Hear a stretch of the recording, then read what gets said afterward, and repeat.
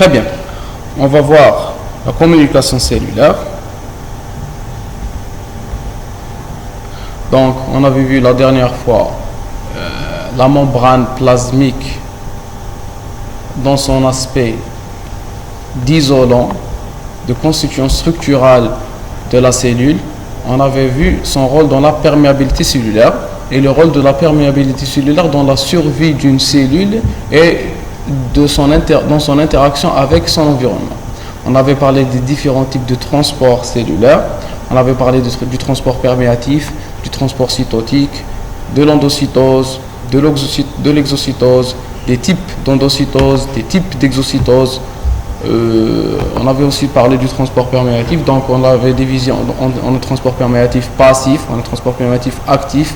Le transport perméatif passif, on avait dit qu'il pouvait être réalisé soit par diffusion simple, soit par diffusion facilitée. La diffusion facilitée pouvait être réalisée par des canaux, elle pouvait être réalisée par des perméases, par des canaux ou par des connexions, d'accord, par des connexions. Les canaux, on a parlé de canaux ioniques et canaux hydriques. Les canaux ioniques ou hydriques, selon leur type ou le type de la stimulation qui était responsable de leur ouverture, on avait parlé de canaux potentiels dépendants, de canaux ligands dépendants, de canaux mécaniques, d'accord? Très bien. Le transport perméatif actif, on avait parlé de transport perméatif actif primaire et de transport perméatif actif secondaire. La différence entre les deux est que le premier utilisait de l'énergie directement utilisable sous forme d'ATP, que le deuxième utilisait la force mécanique de diffusion d'un autre ion qui lui passait passivement. D'accord? Maintenant, on va voir la communication, bien la signalisation cellulaire. Bon, il faut savoir qu'une cellule dans un organisme vit dans un tissu, elle vit dans un organe, elle fonctionne et elle interagit.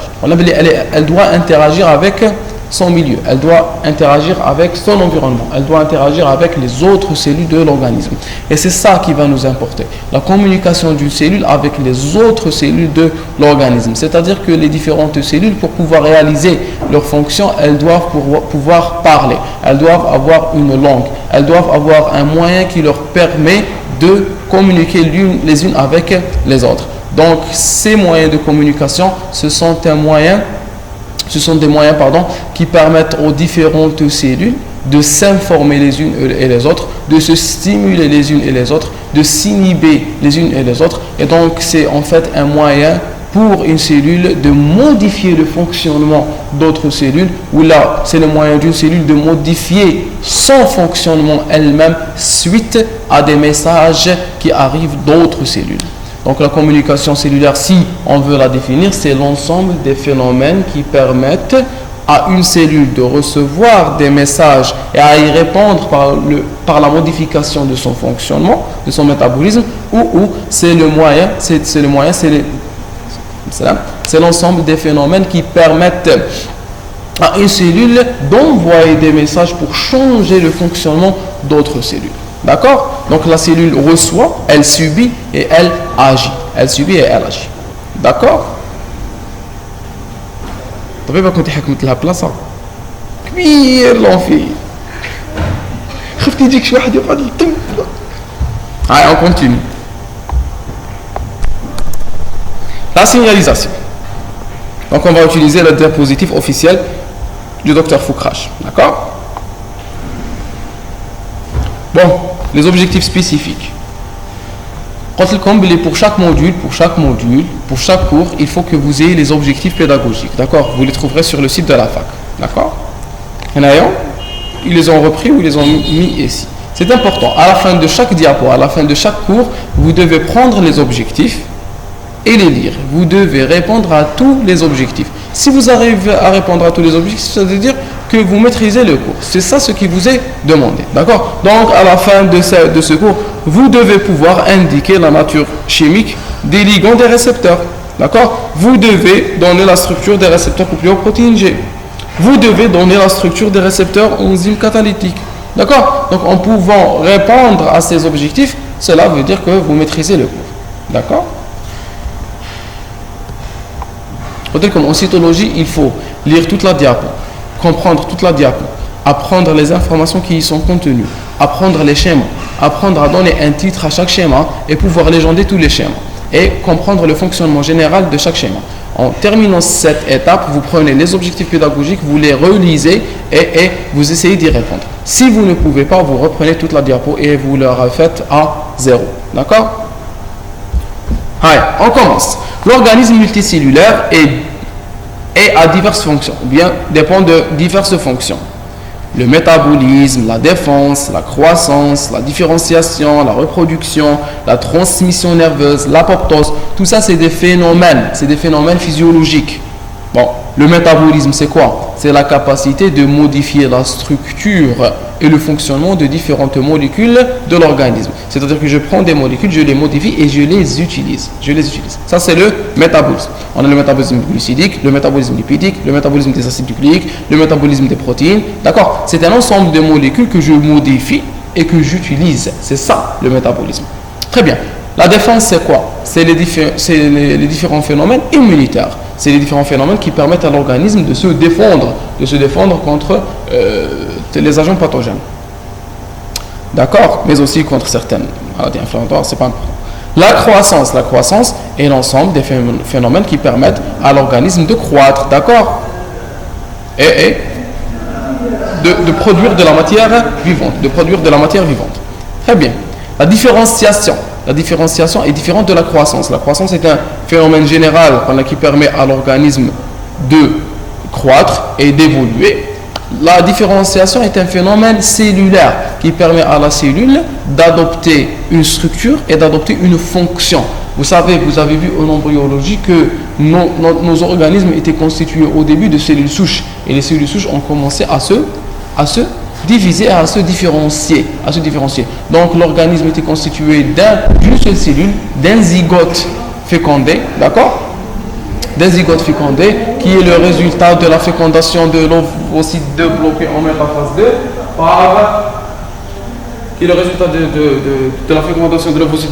métaphase 2 par le spermatozoïde. D'accord? Donc nous avons eu un zygote. Le zygote, c'est une cellule et elle va commencer à se multiplier. Elle va donner des cellules souches multipotentes. Les cellules souches multipotentes vont commencer à se différencier pour donner des cellules souches pluripotentes. Donc, j'ai dit les totipotentes, non. J'ai des cellules souches totipotentes, puis multipotentes, puis pluripotentes, puis j'aurai des cellules précurseuses, ou des cellules précurseurs. Les cellules précurseurs vont donner les progéniteurs.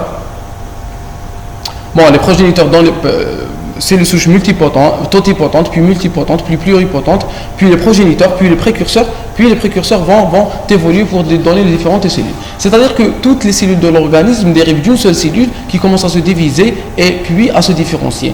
Plus les cellules avancent dans leur âge, plus elles se divisent, elles perdent leur capacité de division et elles gagnent en capacité de différenciation. D'accord? Donc quand je parle d'une cellule souche totipotente, toti vient du préfixe total, c'est-à-dire que lorsque je la mets dans un tissu, elle adopte sa fonction, sa structure. Si je mets une cellule souche totipotente, peut devenir hépatocyte, peut devenir cellule nerveuse, peut devenir cellule cardiaque.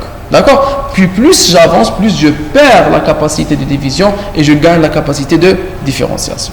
D'accord? Très bien. Défense, croissance, différenciation, reproduction, c'est les différentes fonctions de reproduction. Vous les connaissez, vous les avez vues en embryologie. La reproduction, la croissance des cellules sexuelles, la fécondation et puis la croissance de l'embryon et du fœtus. La transmission nerveuse que vous avez vue en terminale, c'est-à-dire que ce sont les différents phénomènes qui permettent aux cellules nerveuses de communiquer l'une avec les autres, de constituer un message électrique qui est défini par le potentiel d'action, puis de transformer le message électrique en un message chimique au niveau des synapses chimiques, d'accord? Puis de retransformer le message chimique en un message électrique, puis de produire un résultat ou une réponse à cette stimulation nerveuse. D'accord? Vous allez revoir ça en physiologie. Inch'Allah. L'apoptose est le phénomène de mort cellulaire programmée. À un certain niveau, lorsque la cellule arrive au terme de sa vie, elle va provoquer sa mort par l'activation des gènes d'apoptose. Et elle va être transformée en corps apoptotiques qui vont être phagocytés. C'est la fin de la vie cellulaire. Donc c'est différent.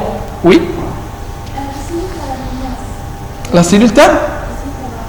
La mitose. Là? Oui, la myose.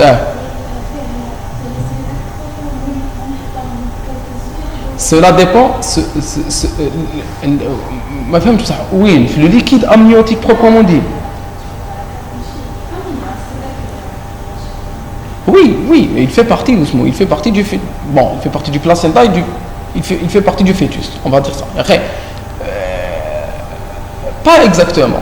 Cela dépend de l'âge de l'osmose, de l'âge de la ponction, si vous voulez dire. Donc, si je prends des cellules, cela dépend de l'âge du fœtus. Mais à un certain niveau, je ne vais pas perdre les cellules totipotentes presque à terme, avant que la femme n'accouche. D'accord? Oui, oui. C'est ce qu'on est en train de faire. Mais chez les cellules souches totipotentes, ça peut être une cellule souche pluripotente, une cellule souche hépatique, c'est-à-dire qu'on prend des hépatocytes, d'accord, de ce fœtus et on les cache dans une banque, d'accord, on va les congeler. Pourquoi? Pour que plus tard, s'il a des problèmes au niveau du foie, on peut lui réaliser une autogreffe. C'est pas la peine d'aller chercher un donneur et d'avoir les problèmes de compatibilité et tout. Il aura toutes ces cellules qui sont prêtes, d'accord. Même ça fait les totipotentes, d'accord.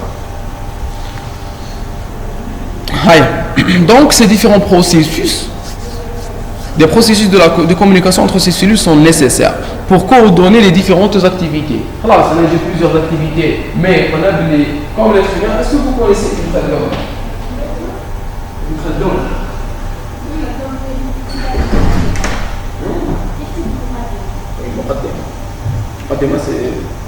C'est l'abréviation de son. Bon, c'est pas une abréviation, c'est un petit nom de son livre. Alors? Oui, voilà, ça c'est bien. وش قال الإنسان مدني بطبعه. D'accord. Donc l'être humain est un être social et sociable. D'accord. Comme l'être humain est social et sociable, ces cellules aussi. Donc ces cellules vivent dans des communautés. Pas communauté dans le mauvais sens du mot, parce que le mot communauté, communautarisme, c'est un peu mal vu aujourd'hui. C'est pas important. Ce qui est important pour nous, c'est que la cellule vit dans une communauté qui est l'organisme. D'accord? Donc, pour pouvoir réaliser de bonnes fonctions, il faut pouvoir communiquer. Donc, la cellule, pour réaliser cette transmission nerveuse, cette apoptose, cette différenciation, cette multiplication, elle doit avoir des stimulations, elle doit avoir des inhibitions, elle doit avoir des causes pour réaliser ce qu'elle fait. Nous avons tous des buts pour faire ce que nous faisons. Ça, donc, elle doit avoir des stimulations et des inhibitions. Elle doit communiquer avec d'autres cellules pour qu'elles puissent lui montrer quand est-ce qu'il faut faire ce qu'il faut faire. D'accord?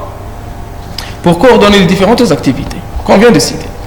Le devenir d'une cellule dépend de différents signaux extracellulaires. D'accord? Signaux extracellulaires. C'est-à-dire que la cellule va recevoir des messages de l'extérieur. Qu'elle va recevoir des messages de l'extérieur.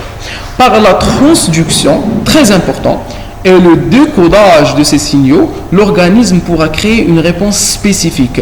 Contraction musculaire, sécrétion hormonale, différenciation, croissance, régulation du métabolisme.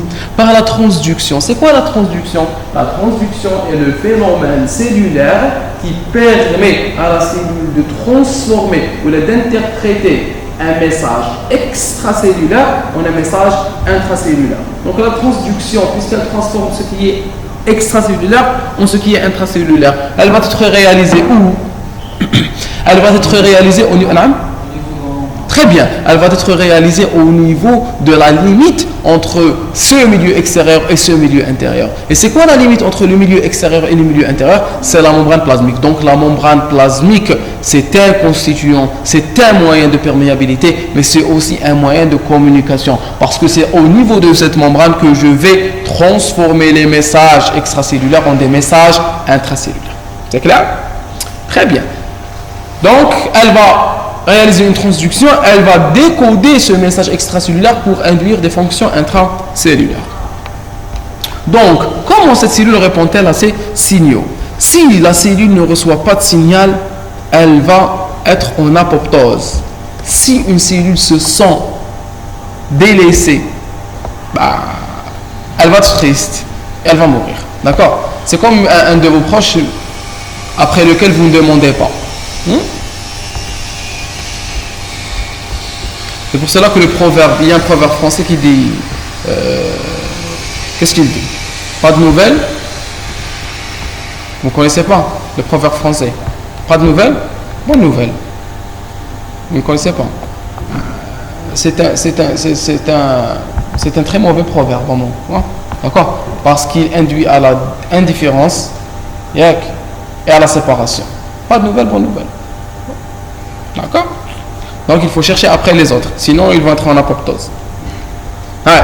Signal de survie, donc elle reçoit des signaux de survie, des signaux qui lui disent vous, aux cellules, vous avez votre importance, vous devez faire ça, vous devez faire ça, vous devez faire ça, et donc elle sent son importance et elle continue à vivre. Très bien. Survie de la cellule. Signal de division, elle peut recevoir des signaux de division, elle va se diviser. Elle peut recevoir des signaux de différenciation. Hop, elle va être différenciée. Ce schéma, il est intéressant. Regardez la différenciation. On a non seulement changé la couleur de la cellule, mais on lui a aussi donné une forme différente des autres cellules. Et donc, quand elle s'en rend, on dit elle est domptée. D'accord? Donc, elle peut recevoir différents signaux et surtout, elle peut répondre, elle peut interpréter ces signaux et y répondre pour changer son fonctionnement.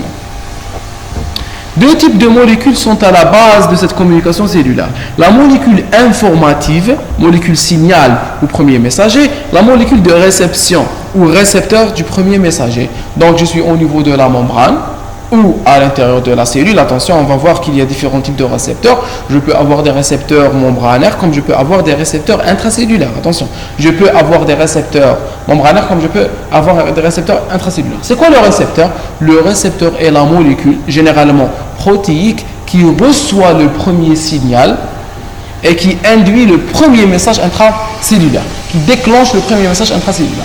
Donc, ce récepteur, c'est quoi sa fonction? Bon, c'est une molécule, c'est une protéine. Elle est responsable de la fixation, de la reconnaissance et de la fixation du message extracellulaire, d'accord? Et de l'induction, elle va induire un message intracellulaire ou une réponse intracellulaire.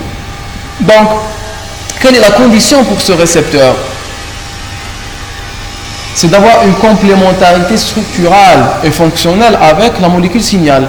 D'accord? Il doit pouvoir reconnaître cette protéine qui va se fixer. Il doit pouvoir répondre à cette protéine après l'avoir fixée.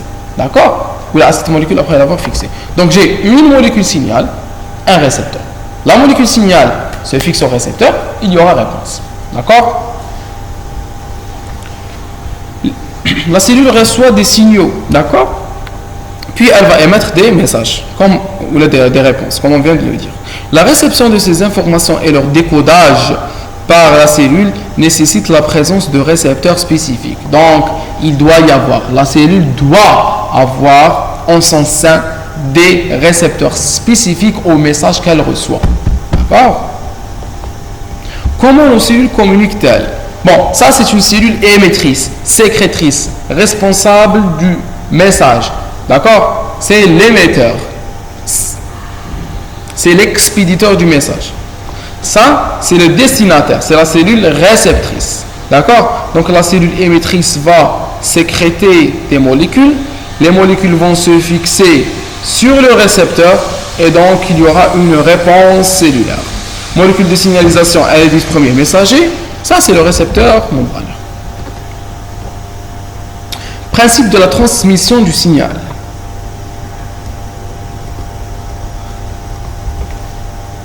Très bien. Donc, j'ai une production du signal, une transmission du signal, une réception du signal, puis une interprétation du signal qui va induire la réponse biologique. La production du signal, c'est quoi? C'est la fabrication de cette molécule signal. Ça peut être une hormone, ça peut être un neurotransmetteur, d'accord? Donc, je vais produire cette molécule. Je dois induire des messages. Les messages, ce sont des messages nucléaires. J'aurai de l'ADN qui va être transformé, transcrit en ARN. L'ARN va être traduit en des protéines. Les protéines vont maturer. Elles vont subir des modifications post-traductionnelles. Elles vont être introduites dans des vésicules d'exocytose. puis je vais les libérer, je vais transmettre le signal. La transmission du signal commence au niveau de l'exocytose, de la libération de cette molécule signal par exocytose ou par diffusion simple. L'essentiel, c'est que cette molécule va sortir de la cellule émettrice. Elle va se retrouver où? Elle va se retrouver dans la circulation, elle va se trouver dans des protéines transporteuses, elle va se trouver dans un milieu dans lequel elle va diffuser. L'essentiel, c'est qu'elle va arriver à la cellule cible qui va la recevoir, qui va l'interpréter. Donc la cellule émettrice est responsable de la production et de la transmission, tandis que la cellule réceptrice est responsable de la réception et de l'interprétation. L'interprétation conduira au message proprement dit, ou à la réponse proprement dite. D'accord? Est-ce que vous comprenez jusque-là? Très bien. La transmission du signal de la cellule émettrice vers la cellule cible. La transmission du signal de la cellule émettrice vers la cellule cible. Perméabilité de la membrane plasmique. Là, la réception du message l'émission et la réception du message dépendent de la perméabilité cellulaire. Donc, il faut savoir que, c'est un petit rappel sur la perméabilité, il faut savoir que les différents messagers, que les différentes molécules signal diffèrent par leur structure. Je peux avoir des molécules signal qui peuvent entrer à l'intérieur de la cellule, comme je peux avoir des molécules signal qui ne peuvent pas entrer à l'intérieur de la cellule et donc dont les récepteurs vont être fixés sur la membrane. On nous donne des exemples: l'urée, le glycérol, l'éthanol, les hormones stéroïdiennes, les différents stéroïdes. Elles sont lipophiles, elles sont liposolubles, donc elles peuvent passer, elles peuvent diffuser à l'intérieur de la cellule. Par contre, les glucides, les acides aminés, les protéines, les nucléotides, elles sont lipophobes, elles sont hydrosolubles et lipophobes et donc ne peuvent pas entrer à l'intérieur de la cellule. Les différents ions, vu leur charge, ne peuvent pas entrer. L'H2O entre partiellement, comme on l'a très bien dit la dernière fois. Les gaz sont liposolubles et donc ils peuvent traverser.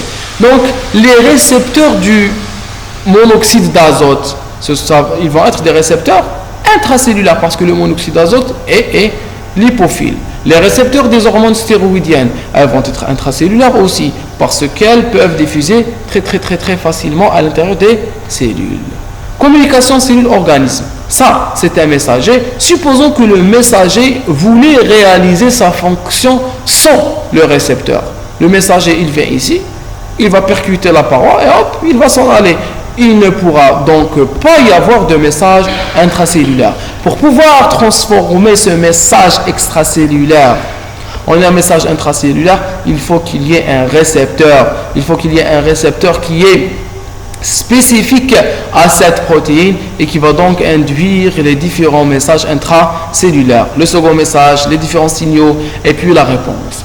On est en train de nous montrer dans cette planche que le message extracellulaire, que la molécule de signalisation par elle-même n'a aucune importance sans son récepteur. Elle n'a aucune importance sans son récepteur. Elle est incomplète, elle est inefficace. D'accord? Les molécules informatives ou premier messager, molécules de signalisation, ligand extracellulaire. Tout ça, c'est des synonymes. Une molécule informative, un premier messager, une molécule de signalisation, un ligand extracellulaire. On a très bien défini le ligand en enzymologie. On avait dit que le ligand était toute molécule qui pouvait se fixer sur une protéine et pouvait changer son fonctionnement. C'était une enzyme, ici c'était un récepteur. Donc c'est quoi le ligand du récepteur? C'est toute molécule qui peut se fixer sur un récepteur pour modifier son fonctionnement. Vous voyez? Très bien. Ils sont classés selon leur nature chimique. Les premiers signaux, ils sont classés selon leur nature chimique. Donc, ils peuvent être hydrophiles. Ce sont les molécules hydrosolubles libérées par la cellule émettrice par exocytose. Pourquoi elles sont libérées par exocytose? Parce qu'elles ne peuvent pas diffuser simplement via la membrane. Elles vont être exocytées. Elles vont être libérées par fusion d'une vésicule avec la membrane plasmique. D'accord? De nature hydrophobe, je n'aime pas trop ce mot. De nature hydrophobe et surtout lipophile. Lipophiles, ce sont des molécules liposolubles libérées par diffusion simple. Maintenant, ils peuvent traverser directement la membrane. D'accord? Les hormones hydrosolubles et les neurotransmetteurs sont libérés par exocytose. Les hormones hydrosolubles et les neurotransmetteurs. C'est quoi la différence entre une hormone et un neurotransmetteur? On aurait dû avant de commencer le cours, vous introduire les différentes molécules de signalisation. Il faut savoir que la signalisation dépend de plusieurs types de molécules. Vous arrivez à voir, il fallait le temps. Je l'ai pris à maman. Donc voilà.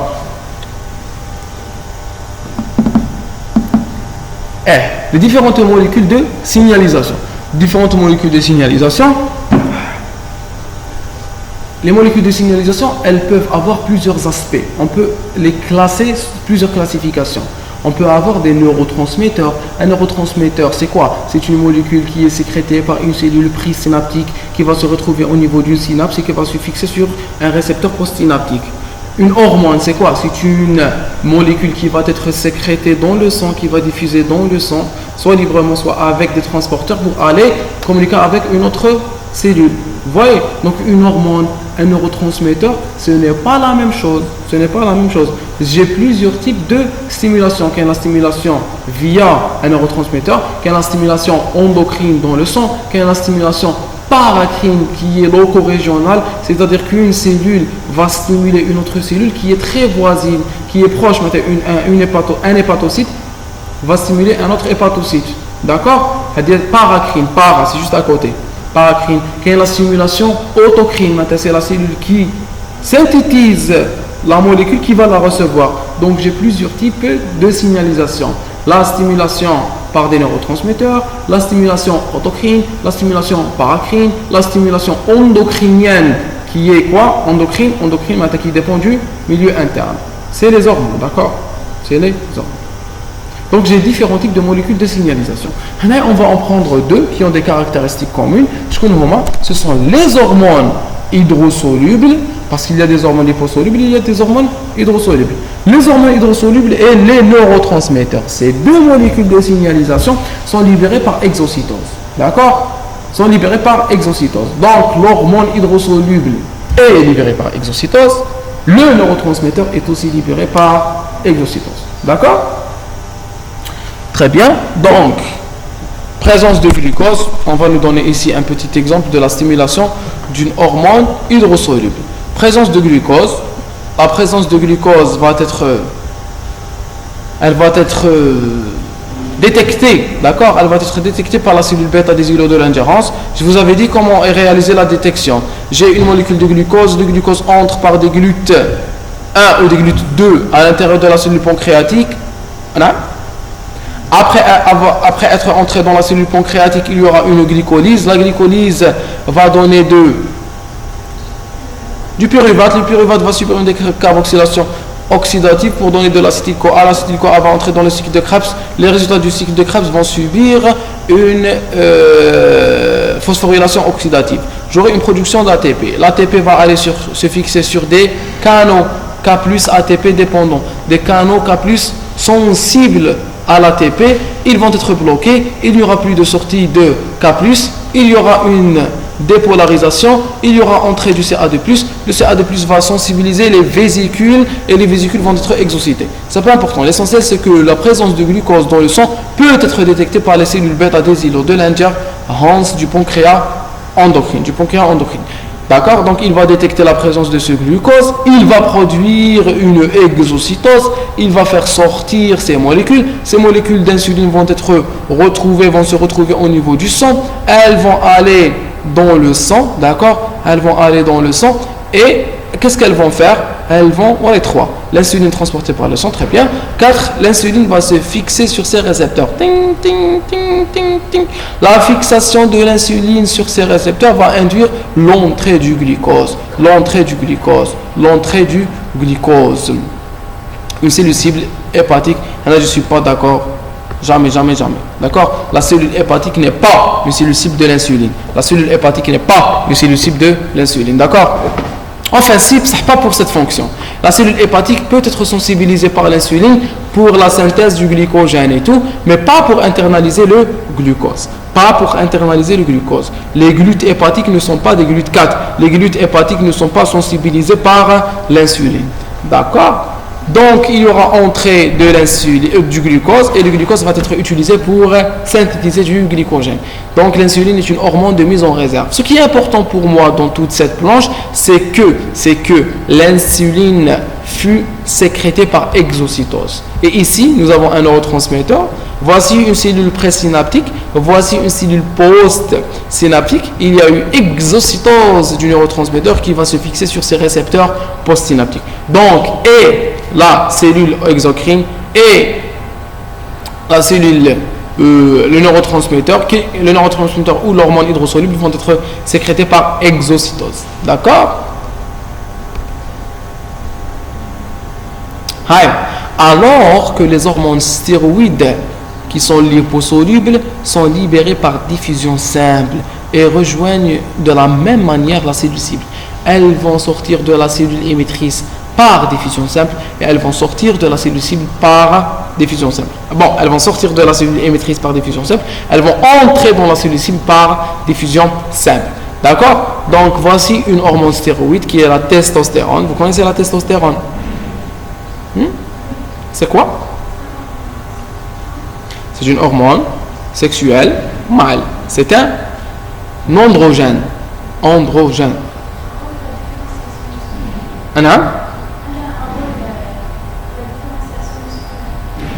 Mais la différenciation musculaire, elle a un rôle dans la différenciation sexuelle secondaire. D'accord? Donc l'apparition des signes sexuels secondaires, la mue de la voix, la pilosité, d'accord, etc., etc., etc. Puis c'est par un pic de testostérone que les êtres humains masculins passent à la maturité. Passent à la maturité. À la puberté, plutôt, pas la maturité. La maturité, à la puberté. L'âge de la... Le dopage non, pas spécifiquement, non. تعرف في واحد يدوبي بالتستوستيرون؟ Non, on ne dope pas seulement avec la testostérone. Voilà, on peut prendre de la... Ah, vous parlez du bodybuilding. Oui, on peut prendre de la testostérone. Mais pas seulement.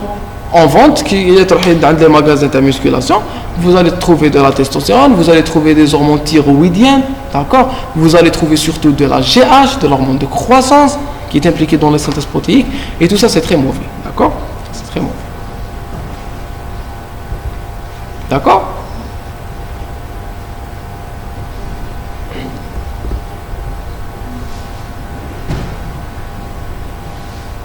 Le mot dopage, il vient d'où? Ce dope. Il ressemble à quoi? Dopage surmenage. Non. Dosage, non. Dopage. Dopamine. Parce qu'on se dope à la dopamine. D'accord? On se dope à l'érythropoïétine, surtout. Ce sont les hormones utilisées dans le dopage. Pas pour se muscler ou là. Surtout pour résister à l'effort. D'accord? L'érythropoïétine, vous avez entendu du fameux scandale de Armstrong. Celui qui a gagné 6 fois le Tour de France. En 2015 ou 2014, on lui a enlevé tous ses titres. Parce qu'on avait trouvé qu'il se dopait à l'érythropoïétine et qu'il réalisait des transfusions sanguines. D'accord? Donc voilà, c'est pas important. La testostérone, hop, elle va entrer à l'intérieur de la cellule et elle va retrouver son récepteur à l'intérieur de la cellule. Attention, donc j'ai ici, il faut savoir que j'ai des récepteurs membranaires comme j'ai des récepteurs intracellulaires. Il faut que vous fassiez attention. Les récepteurs intracellulaires, ils sont de deux types. Il existe des récepteurs cytoplasmiques et des récepteurs intranucléaires. Et il existe des récepteurs cytoplasmiques et des récepteurs intranucléaires. Ce n'est pas la même chose, d'accord? Donc dès maintenant, gardez en tête que les hormones stéroïdiennes possèdent des récepteurs cytoplasmiques. Les hormones stéroïdiennes possèdent des récepteurs cytoplasmiques. Les hormones thyroïdiennes possèdent des récepteurs intranucléaires. Très bon, stéroïdienne. Thyroïdienne.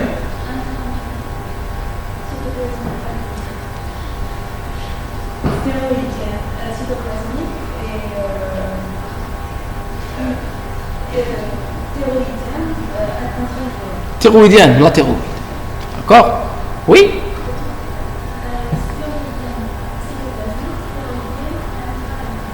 Très bien. Ces hormones stéroïdiennes, c'est vrai qu'elles se fixent à leur récepteur au niveau du cytoplasme, mais le complexe hormone-récepteur va entrer à l'intérieur du noyau. Le complexe hormone-récepteur va entrer à l'intérieur du noyau et induire une réponse. D'accord? Ici, il va induire une expression de gène, transcription et puis traduction. D'accord? Les hormones stéroïdiennes, la testostérone, c'est une hormone stéroïde. D'accord? La testostérone est une hormone stéroïde. La testostérone, les différents androgènes, les œstrogènes, les progestatifs, d'accord? Tout ça, c'est des hormones stéroïdiennes. La vitamine D, tout ça, c'est des stéroïdes. C'est des stéroïdes. Donc, les hormones stéroïdiennes vont entrer à l'intérieur du cellule, se fixer sur le récepteur, et puis hop, le complexe hormone-récepteur va entrer à l'intérieur du noyau. Les différentes voies de communication. La distance émetteur-récepteur détermine différents modes de communication. Donc on va parler donc de l'autocrine, du paracrine. Donc ils nous disent que la voie de communication va dépendre de la distance entre la cellule émettrice et la cellule réceptrice. Donc quelles sont les différentes distances que je peux avoir?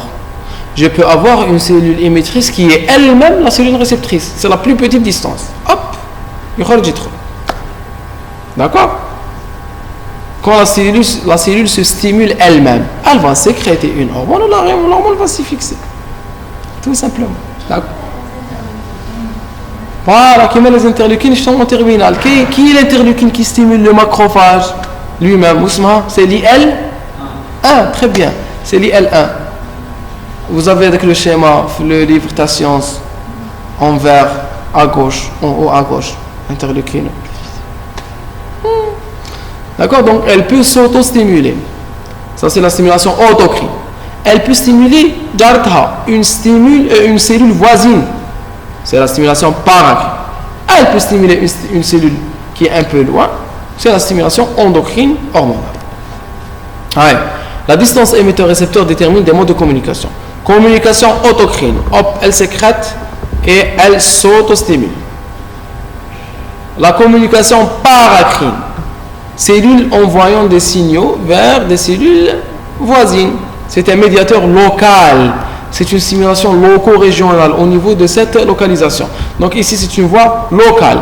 Qui est la communication autocrine? Qui est la communication paracrine? Autocrine et paracrine vont agir juste à côté. Autocrine et paracrine vont agir juste à côté. Et donc, je vais parler de voie locale. Le signal est délivré par voie sanguine. Ça, c'est la stimulation endocrine, la hormonale. Endocrine.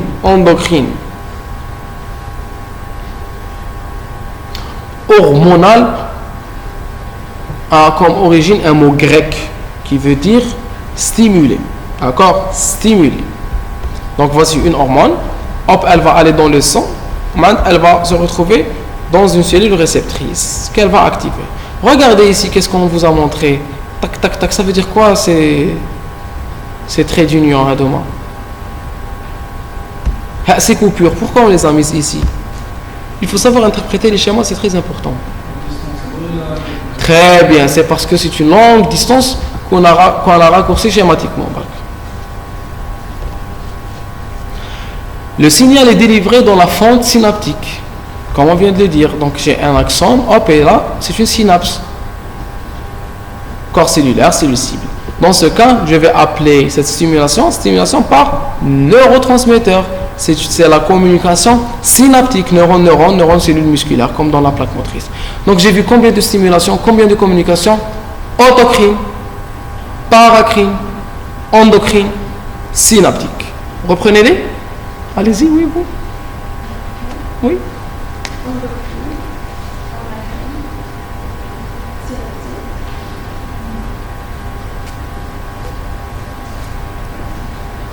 Très bien. Allez-y. Oui.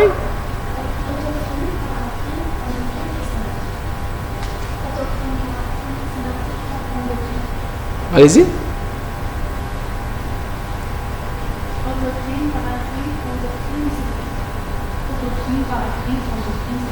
Très bien. Quelles sont les étapes de la signalisation maintenant? Donc, j'ai une molécule signal, elle va se fixer sur son récepteur. La fixation de la molécule signal sur son récepteur va induire une transduction, c'est la transformation d'un message extracellulaire rond en un message intracellulaire carré. Donc, ce n'est pas la même chose. Donc, il y aura un relais de réponse, on nous dit par phosphorylation, on va voir ça en détail. Il y aura une amplification du signal, modulation par des facteurs cellulaires, c'est-à-dire que cette molécule signal, elle va se fixer sur un récepteur, elle va modifier le fonctionnement cellulaire, elle va déclencher des signaux intracellulaires. Ces signaux intracellulaires vont être modulés par des facteurs cellulaires. Je mets la modulation par des facteurs cellulaires, cela veut dire que je ne vais pas généraliser ce message. Je vais envoyer ou limiter ce message aux protéines dont j'ai besoin. Il y a un phénomène qui s'appelle la compartimentation cellulaire. C'est-à-dire que je peux compartimenter ma cellule, que je peux compartimenter ma cellule, que je peux limiter la réponse cellulaire. C'est-à-dire que j'ai déclenché une réponse, mais cette réponse, je ne vais pas la laisser aller là où je ne veux pas. D'accord? Je vais essayer de la limiter aux protéines impliquées dans cette voie métabolique. Aux protéines impliquées dans cette voie métabolique. Ça, c'est la compartimentation cellulaire. D'accord? Donc, ce message, il va induire une modification du fonctionnement cellulaire et j'aurai soit une régulation des voies métaboliques, stimulation, inhibition, c'est ce qu'on a vu en biochimie, d'accord? C'était des molécules signal, l'insuline et l'inhibition de la néoglycogénèse, l'insuline et la stimulation de la glycolyse, l'insuline et la stimulation de la glycogénogenèse. Tout ça, c'est des régulations des voies métaboliques. Donc la régulation des voies métaboliques glucidiques par l'insuline nécessite cette transduction, nécessite toutes ces étapes. D'accord? Modification du cytosquelette, par exemple. Donc une cellule qui veut modifier son cytosquelette, une cellule qui veut montrer des pseudopodes, une cellule qui veut synthétiser des microtubules, elle peut changer ses interactions, elle peut augmenter sa synthèse, diminuer sa synthèse par réponse à ces molécules.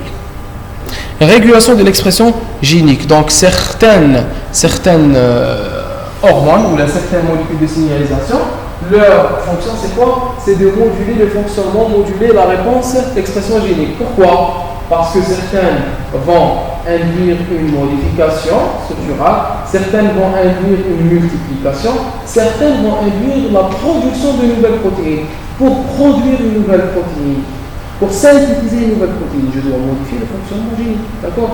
Je dois dire à ce gène exprime-toi, je dois dire à ce gène soit transcrit, je dois dire à ce gène donne-moi un ARN qui puisse être traduit en une protéine. D'accord? Allez, on continue. Très bien. Donc ça, c'est les différentes réponses que je peux avoir. Il nous reste ensemble une autre séance, le samedi, Inch'Allah. On continuera les acides nucléiques. On va essayer de les terminer. Aussitôt, probablement, oui. Balak dimanche, comme j'aime toujours clôturer quand même les séances. La première séance c'était sitôt, mais c'est probablement la dernière aujourd'hui.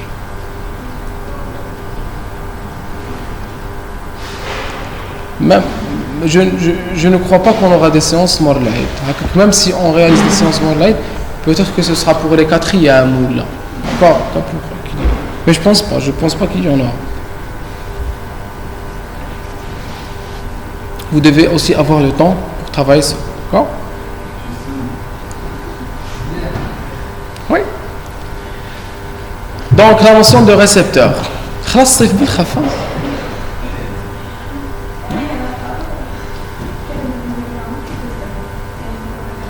Non, il doit pas les vacances. Ça fait un mois. C'est la 4e semaine. C'est la 4e semaine. Donc on a dit une semaine après les vacances. Donc ça fait un mois que je suis en vacances. On a dit 2 semaines après. Les vacances c'était quand? Non, après l'affiche. 3 semaines après les vacances, puisque vous vous avez affiché 3 semaines. Donc vous avez presque 2 mois que vous êtes en vacances. Chez vacances. Si, c'est des vacances. C'est des vacances. On prend du bon temps, non? C'est plus important. Ça a sa méthode de profiter de la vie. Et vous êtes en train de profiter. Il faut savoir apprécier. Sinon... Allez, on continue. Notion de récepteur. C'est une macromolécule protéique généralement. C'est une macromolécule protéique qui interagit avec un médiateur chimique pour générer une action biologique. C'est simple. Une molécule, une protéine, elle va interagir avec une molécule. Pourquoi? Pour modifier un fonctionnement. Classification des récepteurs. Donc, on parle de récepteurs membranaires et de récepteurs intracellulaires. Les récepteurs membranaires sont activés par les signaux hydrophiles, hydrosolubles. On l'a déjà dit, d'accord? Les récepteurs intracellulaires vont être activés par des signaux hydrophobes. On a liposolubles, lipophiles, surtout lipophiles et liposolubles. Donc les récepteurs membranaires vont être très bien. Ce sera des cellules, des molécules hydrophiles, lipophobes. Ils ne peuvent pas entrer à l'intérieur de la cellule. Les récepteurs intranucléaires vont avoir comme ligand des molécules qui sont lipophiles, qui peuvent traverser la membrane. Ça, si ils sont lipophiles et hydrophobes, ils sont lipophiles, d'accord? Ces ligands, ils sont lipophiles. Maintenant, ils peuvent traverser la membrane pour se fixer sur le récepteur. Comme ça, puisqu'ils sont hydrophobes, comment ces ligands peuvent-ils arriver à la cellule, sachant que le sang, il est hydrophile. Donc, comment peuvent ces molécules traverser le sang? Oui, allez, Charles. Très bien. Il existe des protéines transporteuses. Très bien. Non, c'est faux. Comme les lipoprotéines pour les lipides. Pas pour les acides gras. Les lipides. D'accord? Les acides gras sont... Les lipides, maintenant le cholestérol estérifié, les triglycérides, les lipides complexes. Les acides gras, ils sont transportés par quoi? Par une protéine qui est... Très bien, l'albumine. Donc, on n'oublie pas. L'albumine transporte les acides gras et les lipides complexes sont transportés sous forme de lipoprotéines. D'accord? Donc, les récepteurs intracellulaires sont activés par des signaux hydrophobes liposolubles. Les hormones liposolubles sont véhiculées dans le sang par des protéines transporteuses. Voilà, c'est ce qu'on vient de dire. On réfléchit kiff moi et Madame Foucault finalement. Cellule endocrine, elle va sécréter une hormone. Cette hormone, elle va être soit hydrosoluble comme ici en orange et elle va circuler librement dans le sang. Récepteur transmembranaire. Soit ces hormones sont lipophiles hydrophobes et hop, elles vont diffuser, elles vont être transportées par des protéines transporteuses et hop, elles vont aller vers la cellule cible. Regardez, le récepteur, il est intracellulaire. Ici, il est intracellulaire et intranucléaire. Il est intranucléaire dans cette représentation. D'accord? D'accord? Attention, il faut savoir une chose. Est-ce que toutes les hormones hydrosolubles circulent librement dans le sang?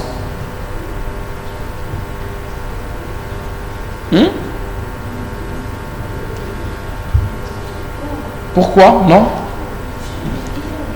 Oui, hydrosolubles. Toutes les hormones hydrosolubles, on vient de dire que les hormones hydrosolubles étaient solubles dans l'eau. Elles n'ont pas besoin de transporteur puisqu'elles diffusent facilement dans le sang.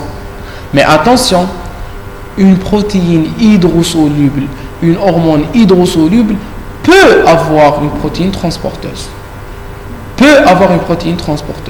Le but de ce transporteur n'est pas d'augmenter l'hydrosolubilité, mais de protéger l'hormone, la protéine. C'est le cas de la GH, la growth hormone, l'hormone de croissance. L'hormone de croissance qui est une hormone protéique, hydrosoluble, mais qui ne circule pas librement, elle circule transportée par une transporteuse, par une protéine transporteuse. D'accord? Pourquoi? Pour qu'elle la protège de la dégradation. Les récepteurs intracellulaires, donc j'ai plusieurs types de récepteurs. Un récepteur nucléaire, un récepteur cytoplasmique. Leur ligand, donc je peux avoir des molécules liposolubles, comme les hormones stéroïdiennes, hormones thyroïdiennes, vitamine D. D'accord? Attention. Donc, le récepteur des hormones stéroïdes est un récepteur intracellulaire cytoplasmique. Le récepteur des hormones thyroïdiennes est un récepteur intracellulaire nucléaire. D'accord? Les récepteurs cytoplasmiques, comme, donnez-moi un exemple. Une hormone qui a un récepteur dans la membrane cytoplasmique. Non? Très bien, l'insuline. Voilà.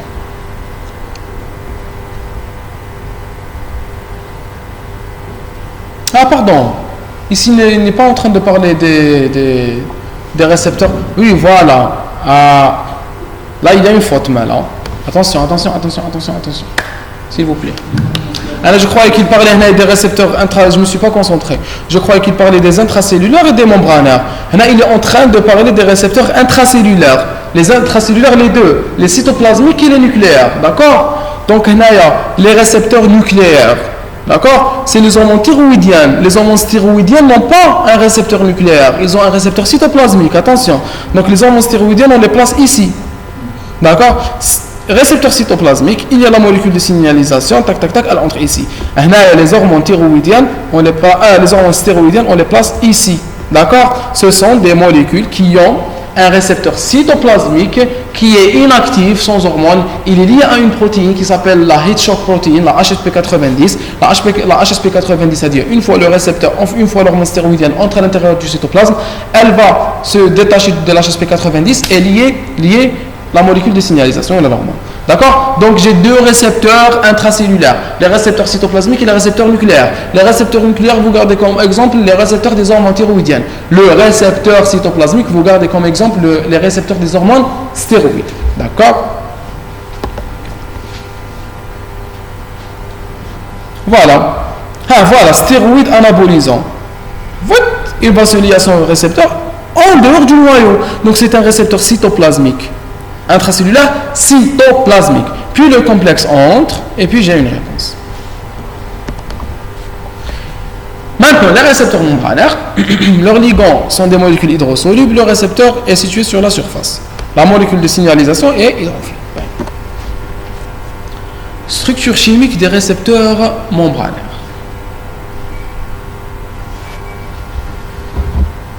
Cas des récepteurs métabotropes. On va parler des récepteurs, on va commencer par les récepteurs métabotropes. On va ensuite parler des récepteurs à action enzymatique. Ensuite, étape par étape. Les récepteurs membranaires sont des protéines ou glycoprotéines transmembranaires à trois domaines. Un domaine extracellulaire, un domaine transmembranaire, un domaine intracellulaire. Donc, un domaine extracellulaire, un domaine transmembranaire, un domaine intracellulaire. D'accord? Le domaine extracellulaire est glycosylé. Il est glycosylé. Maintenant, il porte des chaînes glucidiques. Il reconnaît et fixe la molécule signal. Il est à l'extérieur de la cellule. C'est lui qui est responsable de la fixation. D'accord? C'est lui qui est responsable de la fixation de l'hormone. Une région transmembranaire qui est hydrophobe. Pourquoi elle est hydrophobe? Elle est hydrophobe parce qu'elle est fondue, elle est soluble au niveau de la membrane plasmique. Ce récepteur, c'est un récepteur membranaire. Pour être un récepteur membranaire, il doit se fixer sur la membrane. Pour pouvoir se fixer, pour pouvoir être internalisé à l'intérieur de la membrane, pour pouvoir constituer une protéine transmembranaire, il doit avoir une partie hydrophobe ou une partie lipophile qui puisse interagir avec les phospholipides pour s'intégrer à la membrane plasmique. D'accord? Donc la partie transmembranaire, la partie qui est fixée, qui est ancrée à la membrane, c'est une partie qui est hydrophobe. Une région intracellulaire responsable des événements biochimiques intracellulaires. Donc j'ai le récepteur suffixe, j'ai une partie lipophile qui lui permet d'être solubilisé dans la membrane, et j'ai une partie intracellulaire qui est responsable de la réponse. C'est la partie intracellulaire qui est responsable de la réponse. Donc voici la molécule signal. Ça c'est le site de fixation qui est situé dans la partie extracellulaire. Ça c'est le domaine transmembranaire dont on avait dit qu'il était lipophile, hydrophobe. Et ça c'est le site catalytique intracellulaire.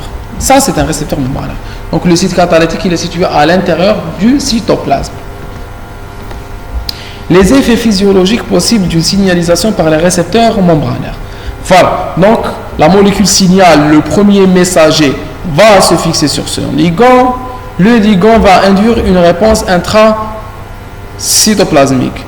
Donc il va activer différentes molécules de signalisation pour que le résultat final soit une modification du métabolisme, une modification de l'expression des gènes, une modification du cytosquelette. Quels sont les résultats possibles, Bébam?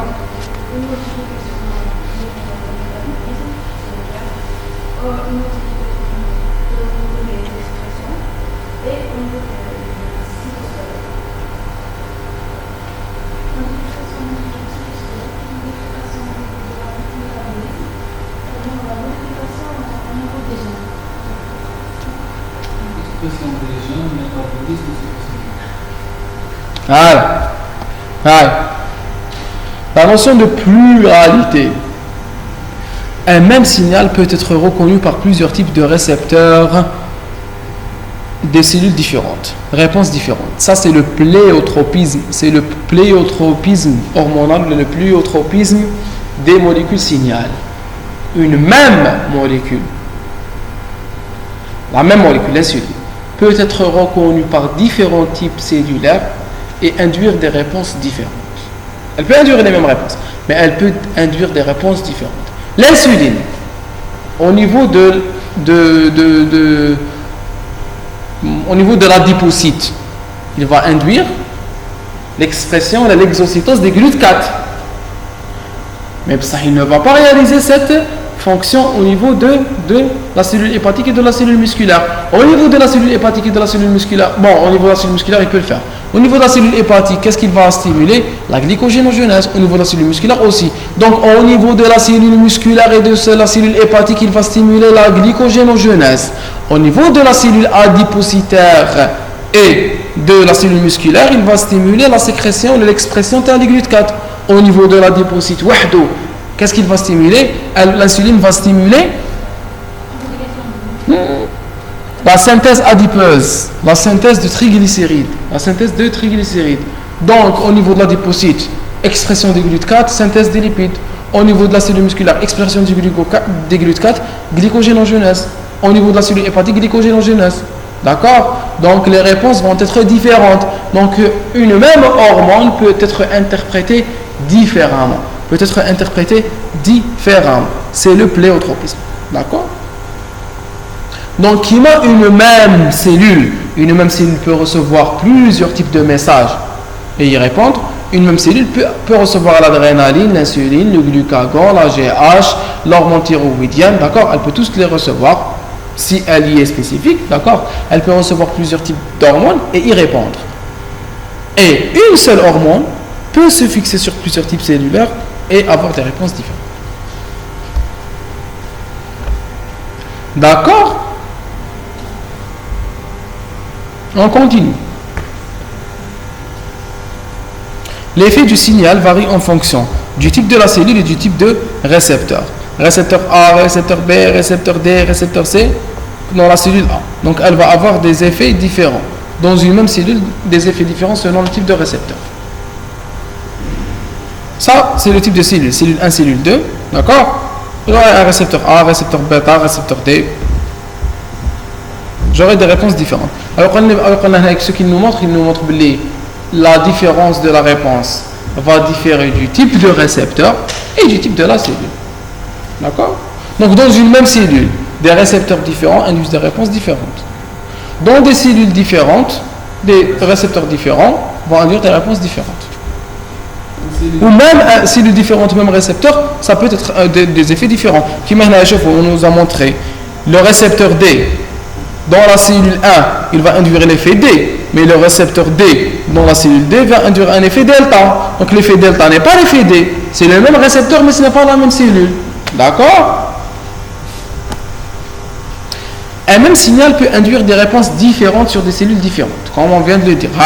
La cellule émettrice A, la même molécule signal sur deux cellules différentes, deux récepteurs différents. Ici, c'est quoi? C'est une prolifération, une multiplication. Et ici, c'est une modification de la fonction cellulaire. Donc, elles vont répondre différemment à la même hormone, à la même molécule de signalisation. Exemple, effet de l'acétylcholine sur une cellule musculaire striée, une cellule musculaire striée cardiaque, une striée squelettique, une striée cardiaque, ou une cellule glandulaire. Donc l'acétylcholine, il peut se fixer sur une cellule musculaire striée squelettique et induire la contraction de la cellule musculaire squelettique. Au niveau de la plaque motrice, j'ai une libération d'acétylcholine qui va induire une contraction musculaire. Au niveau de la cellule myocardique, l'acétylcholine va induire un relâchement. Parce que l'acétylcholine est un médiateur du système nerveux parasympathique. Et le système nerveux parasympathique est un système cardiomodulateur. C'est-à-dire qu'il va diminuer les battements cardiaques. Il a un effet chronotrope négatif. Il va diminuer chronotropie inotrope négatif. D'accord? Vous allez voir tout ça plus tard. Au niveau du cellule glandulaire, il peut provoquer une exocytose. La fixation de l'acétylcholine sur une cellule glandulaire peut produire une exocytose. Donnez-moi un exemple de cellule glandulaire stimulée par l'acétylcholine.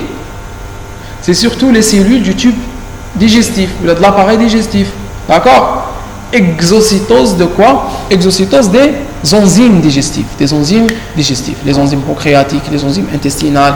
D'accord? Elles vont être stimulées par l'acétylcholine. Parce que l'acétylcholine favorise la digestion. D'accord? Classification des récepteurs membranaires. Donc, on a des récepteurs métabotropes et des récepteurs ionotropes. Des récepteurs métabotropes et des récepteurs ionotropes. Métabotropes, on en a deux types. Les récepteurs couplés à la protéine G, GPCR. Ça veut dire quoi GPCR?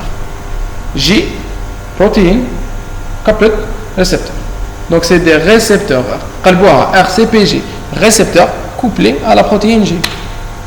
Récepteurs couplés à la protéine G. Maintenant, la fonction de ces récepteurs va dépendre d'une protéine qui s'appelle protéine G. On va voir. Les récepteurs enzymes catalytiques, donc ce sont des récepteurs qui ont une fonction enzymatique au niveau du récepteur. D'accord? Les récepteurs couplés à la protéine G n'ont pas une activité enzymatique. Les récepteurs à activité enzymatique intrinsèque ont une activité enzymatique. L'autre type de récepteur, c'est les récepteurs ionotropes. Ce sont des récepteurs cano-ioniques ligand dépendants. D'accord? Donc donnez-moi un type. C'est un récepteur cellulaire. D'accord? Mais il joue le rôle d'une protéine canal.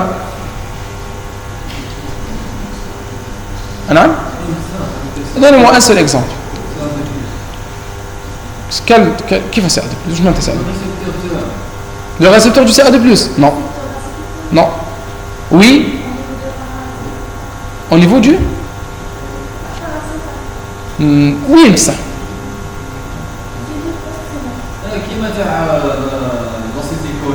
Oui. Donnez-moi une phrase complète. Je فهمت CA2+.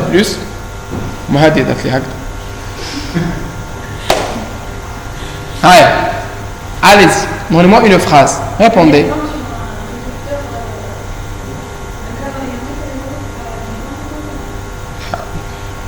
C'est ce qui est écrit. Donnez-moi un exemple.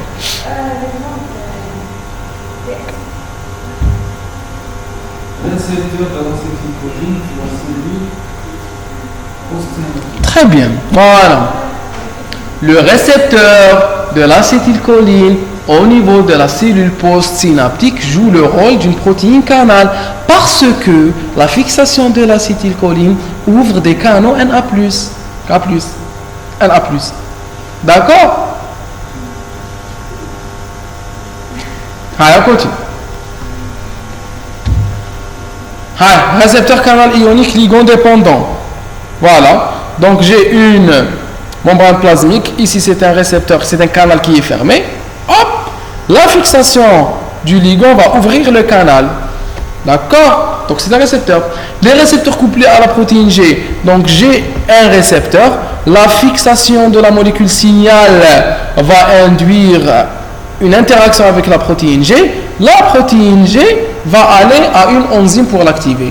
Donc dans les récepteurs couplés à la protéine G, j'ai une triade que vous devez garder en tête. Récepteur, protéine G, enzyme. Récepteur, protéine G, enzyme. C'est quoi la triade? D'accord? Très bien. Les récepteurs à activité enzymatique, donc c'est un récepteur qui lui-même, lorsqu'il y a fixation de son ligand, il va avoir une activité enzymatique propre à lui. Il n'a besoin ni de protéine G, ni d'une autre enzyme. Donc celui-là et celui-là, on les appelle métabotropes. Et celui-là, il est ionotrope. D'accord? Pourquoi? Parce que ces deux-là ont besoin de métabolites pour être activés. Ils vont induire une réponse métabolique, ils vont induire le fonctionnement d'une enzyme, tandis que l'autre, non. Il est ionotrope. Pardon, vous le comprenez comme ça. Là, il est ionotrope. Ionotrope, maintenant, il va laisser un ion se déplacer. Les autres sont métabotropes parce qu'ils vont induire un métabolisme, parce qu'ils vont activer des enzymes. Une enzyme propre à lui, une enzyme qui va être activée par la protéine G. D'accord? On continue. Les récepteurs couplés à la protéine G ou GPCRS maintenant au pluriel. On va commencer par les récepteurs couplés à la protéine G. Les récepteurs couplés à la protéine G sont des récepteurs métabotropes parce qu'ils vont induire une réponse enzymatique métabolique. Donc, constituent la plus grande famille de récepteurs membranaires. Ils sont les constituants de la plus grande famille des récepteurs membranaires. Donc la majorité des récepteurs membranaires dépendent de la protéine G au niveau de notre organisme. Ils sont responsables de la plupart des réponses physiologiques. Puisque c'est les plus abondants. Doivent leur nom à leur capacité de couplage, une fois activés, à des protéines spécifiques, qui sont les protéines G. Tout ça, on le sait. Couplage obligatoire de ce type de récepteur à une protéine G hétérotrimérique. Hétérotrimérique, il nous dit ici que la protéine G est hétérotrimérique. Hétérotrimérique veut dire qu'elle est constituée de 3 monomères différents. Quand je dis hétérodimère, 2 monomères différents. Hétérotrimère, 3 monomères différents. Homodimère, 2 monomères qui se ressemblent. Donc la protéine G est hétérotrimérique. Elle est comment? Elle est constituée de 3 sous-unités. Alpha, bêta, gamma. 3 sous-unités? Non? Non? واسمهم. Oui, واسمهم. Très bien. Alpha, bêta, gamma. Donc voici le récepteur. Voici la protéine G. Par la suite, la protéine G vient activer une protéine effectrice. Donc la protéine G, elle est ici. Et hop, elle va venir activer une enzyme, une protéine effectrice. Tout ça se déroule où? au niveau de la membrane. Les trois composants de la triade dont je vous ai parlé, qui sont l'enzyme, la protéine G et la protéine effectrice, les trois sont situés au niveau de la membrane. Il ne faut pas oublier ça. Donc d'ici, on peut tirer des caractéristiques de la protéine G. D'accord? Elle est constituée de combien de sous-unités? Pardon. Elle est constituée de combien de... C'est une chaîne. Elle est constituée de combien de domaines transmembranaires? Qu'est-ce qu'un domaine transmembranaire d'abord? Un domaine transmembranaire. Quand j'ai une membrane plasmique,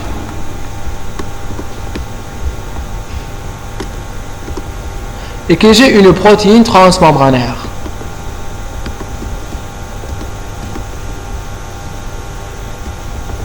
elle va passer hop à travers la membrane. D'accord? Ça, c'est un domaine transmembranaire.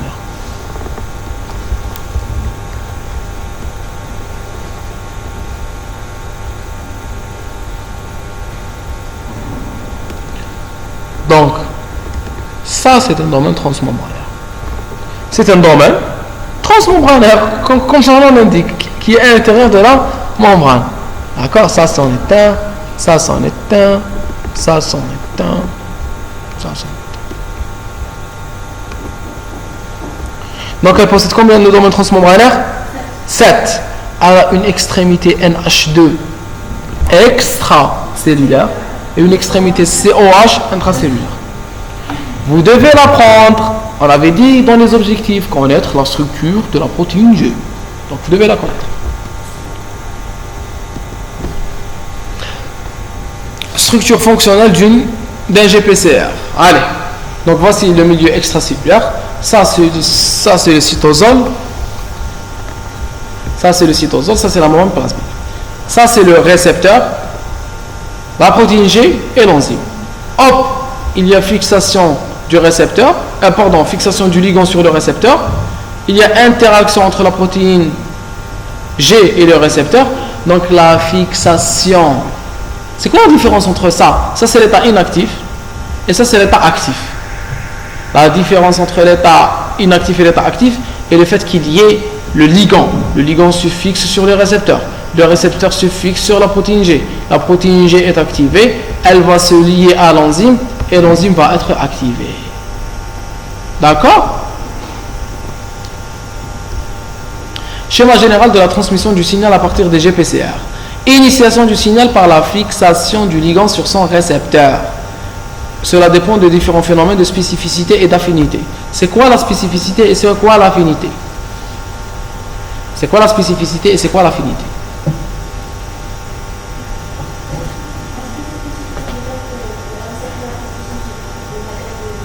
Oui?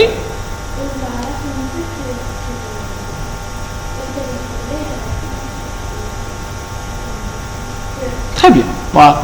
La spécificité est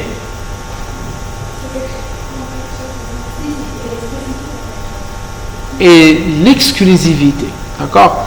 Bon, elle peut être, il peut y avoir une spécificité étroite, une spécificité large, mais la spécificité veut dire exclure ce qui n'est pas spécifique. C'est l'exclusivité.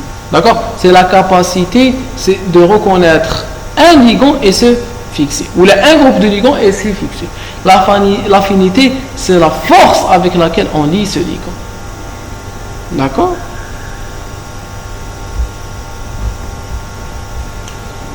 Propagation du signal. Propagation du signal. Donc il y a une sélectivité de la signalisation. Comme la signalisation doit être sélective. Quand un récepteur, un ligand se fixe sur son récepteur, le récepteur ne va pas activer toutes les protéines intracellulaires. Il doit y avoir une compartimentation pour qu'il y ait une sélectivité. C'est-à-dire que je vais sélectionner quelques cellules, protéines intracellulaires et les activer. D'accord?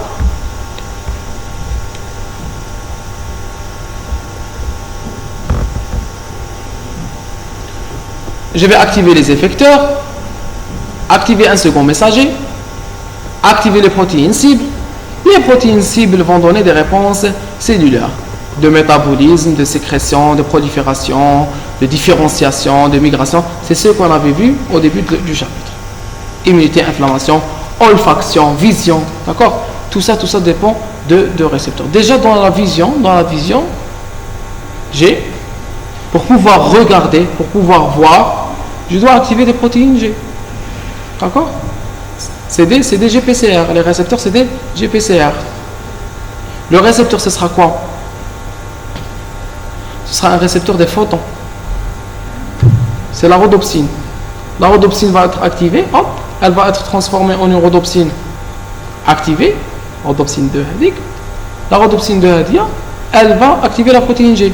La protéine G va suivre tout le fonctionnement qu'on va voir dans la protéine G pour activer un effecteur. D'accord?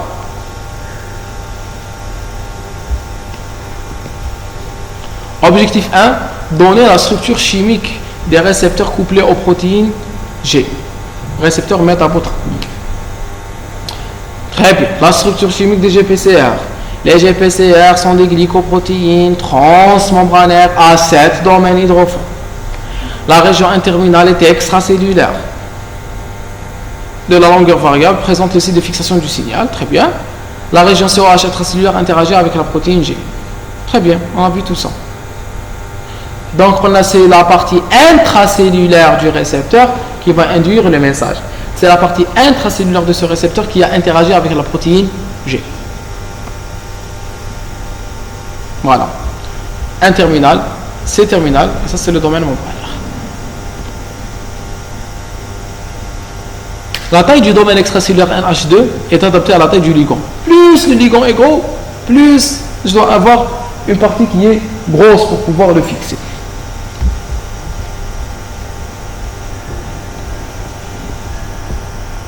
Pour l'adrénaline, la noradrénaline, l'acétylcholine, c'est un domaine court. Pour la LH, le FSH, c'est un domaine qui est plutôt ou la lent. Donc si on vous dit dans un QCM, le domaine interminal du récepteur couplé à la protéine G du LH est court, vous dites que c'est LH, FSH lent, adrénaline, noradrénaline et acétylcholine court. Très bien. Indiquer la nature chimique de quand? Voilà. Indiquer la nature chimique des ligands. Donc les ligands peuvent être... Ah voilà. Les ligands peuvent être des photons. C'est le cas de la protéine G couplée au récepteur de la lumière, qui est la rhodopsine. D'accord? Très bien, donc je peux avoir des photons, des ions, des odeurs, des phéromones. Est-ce que vous savez ce que c'est qu'un phéromone?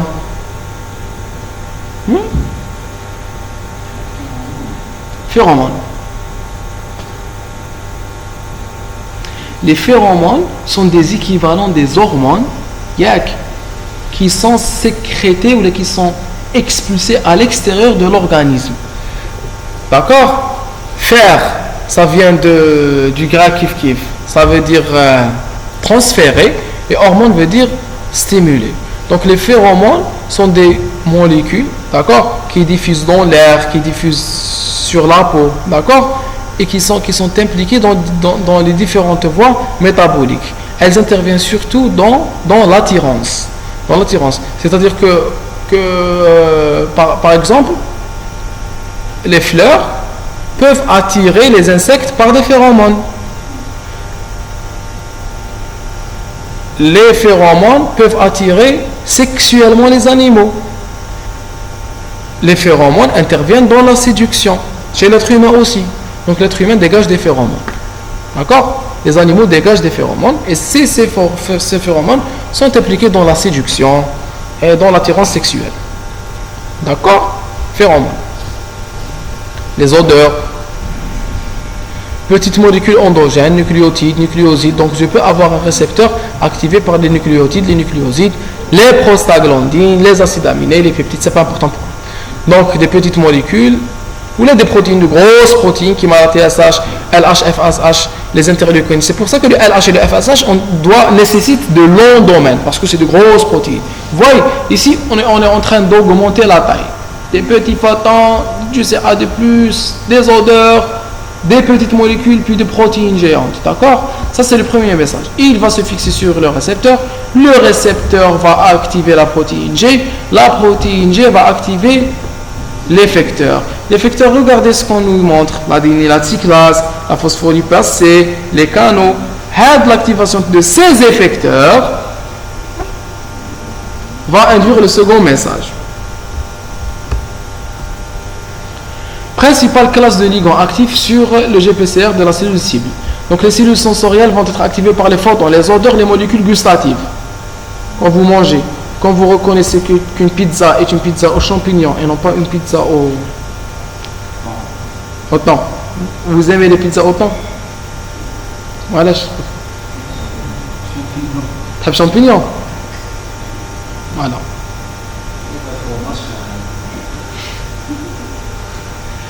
Ça donne faim. Qui connaît une bonne pizzeria? Moi, je on va pas faire de la pub. Qui connaît une bonne pizzeria? Parce qu'elles sont de plus en plus rares. Oui, merci. Je sais plus, je connais.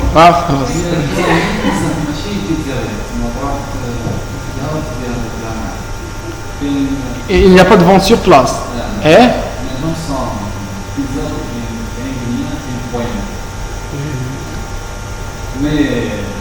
باينام وعين بنيان les deux extrêmes تاع حاجه ان اش تيرمينال سي اش تيرمينال زيدوا ابار باينام ابار باينام بزاف on va voir وشنو قلت لي بيتزاتي ها زيدوا شيبي زيدوا بيتزا جو كوني واقيلا وين Oui, je connais. Kif, là. Vous êtes un connaisseur. Zido. Je sais plus, c'est un peu ça. Bon, on peut pas.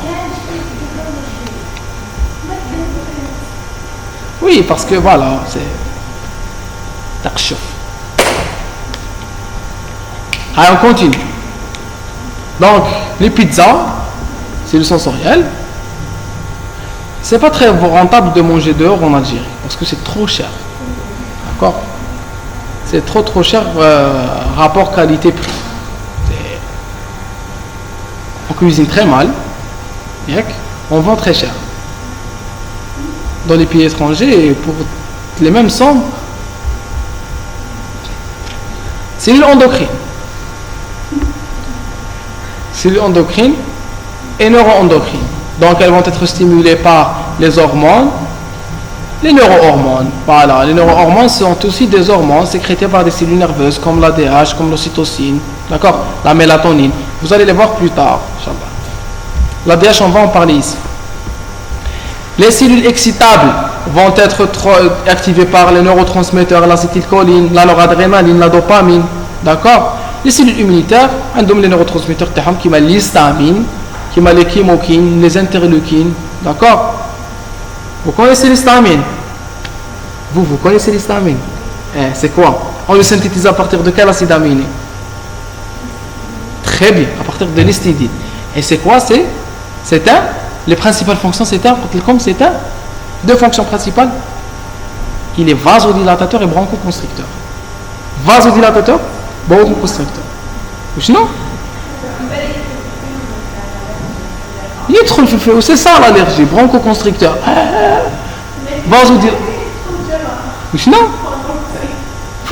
Vasodilatateur, il dilate les vaisseaux. Bronchoconstricteur, il comprime les branches. Constricteur, c'est quoi l'histamine? C'est un. Oui, très bien, bravo. C'est un vasodilatateur constricteur.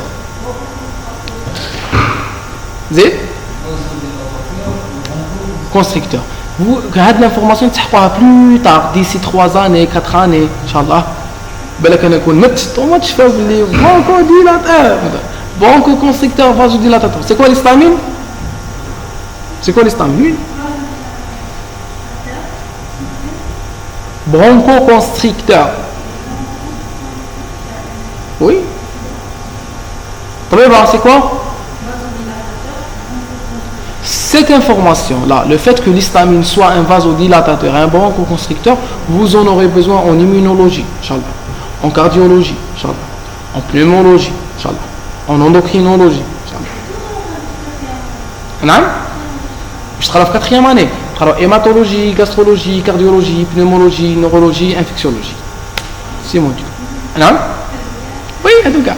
En 5e année, en 3e année, en 2e année, anatomie, physiologie, puisque vous n'êtes pas impliqué par vous n'êtes pas touché par la refonte. Vous allez avoir de la physiologie, de l'anatomie, de la biophysique et de la biochimie. 5 modules. Et de l'histologie, surtout. De l'histologie, plein d'histologie. Non. Ce sera des médecins. D'accord? En 3e année, vous allez avoir la sémiologie, la physiopathologie, l'immunologie, la parasitologie, la radiologie, l'anatomopathologie et la pharmacologie.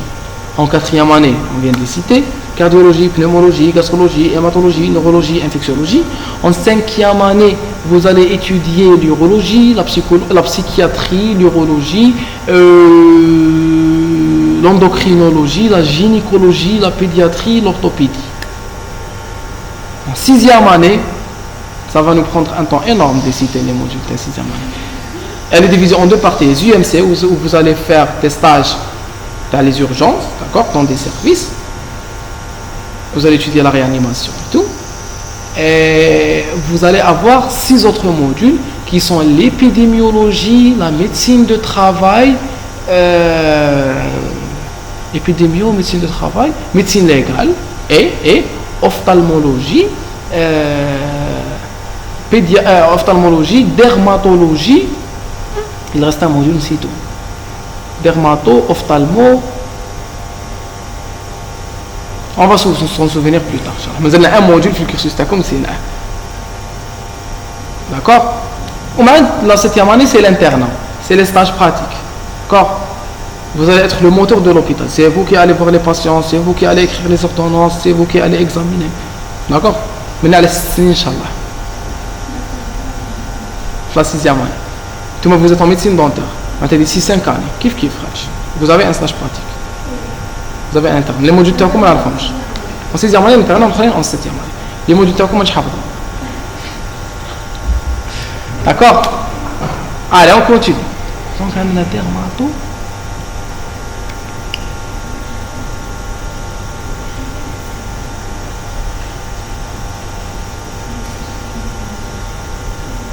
Très bien. ORL. Otorhinolaryngologie. Otorhinolaryngologie. D'accord? Donc, c'est les différents stimulants des différentes cellules. Donc, chaque type de cellule possède son type de transmetteur de molécules de signalisation. Objectif 2, indiquer la nature de leur ligand. Très bien, toujours. Donc, les molécules odorantes ont pour récepteurs des récepteurs couplés à la protéine G sur les neurones olfactifs. Le neurone olfactif, il commence où? Il commence ici, au niveau des aires olfactives nasales. Molécules odorantes, activation du récepteur. Le récepteur active la protéine G. La protéine G active une enzyme. Là, c'est la dénylate-cyclase. D'accord? La dénylate-cyclase va donner de l'AMPC. L'AMPC va activer un canal ionique. Le canal ionique va induire une réponse. Hop, il y aura une transduction. Les photons lumineux sur les cellules rétiniennes. Voilà, la lumière, c'est le récepteur, c'est quoi? C'est la rhodopsine. La rhodopsine, la protéine G, elle est appelée transducine parce qu'elle est responsable de la transduction. Donc, elle va activer la protéine G. La protéine G va activer une enzyme. D'accord? L'enzyme la phosphodiesterase. La phosphodiesterase va dégrader la GMPC, guanosyl monophosphate en GMP. La GMPC ne pourra plus se fixer sur son récepteur et j'aurai un arrêt de l'entrée TCA2+. Il faut savoir que les cellules rétiniennes, ce sont les seules cellules de l'organisme qui s'activent par hyperpolarisation et qui se reposent par dépolarisation, l'inverse de toutes les cellules. Vous allez voir ça l'année prochaine, Inch'Allah. L'essentiel, ce qu'il faut retenir, c'est que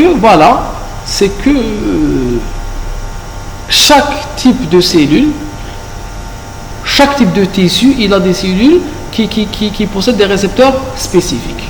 Et ces récepteurs, la spécificité de ces récepteurs va créer la spécificité des hormones, la spécificité des neurotransmetteurs, la spécificité des molécules de signalisation qui vont les activer. D'accord?